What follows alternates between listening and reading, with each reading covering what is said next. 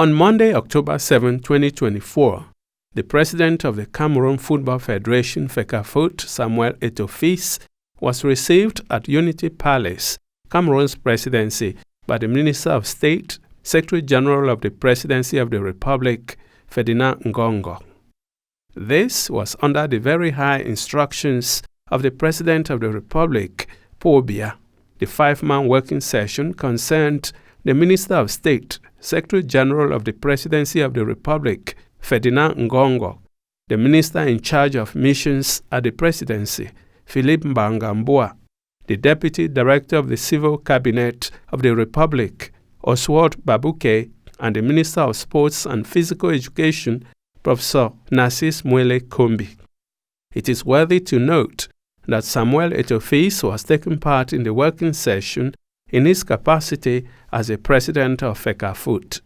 Working behind closed doors, is evident that the meeting fell within President Paul Biya's unrelenting effort to blow that final whistle to return peace and sanity in the football environment of Cameroon. Expectations in the coming days can only point to a return to consensus and therefore no mercy that will trickle down to the team. The October 7, 2024 meeting at Unity Palace demonstrates just how far President Paul Biya fully manages affairs of state, follows them up strictly, and even when he is abroad, such as presently, he instructs and orders, such as yesterday, October 7, 2024, when he had a long phone call with the Prime Minister, head of government, who is representing him in Hamburg, Germany, on a summit on sustainable development.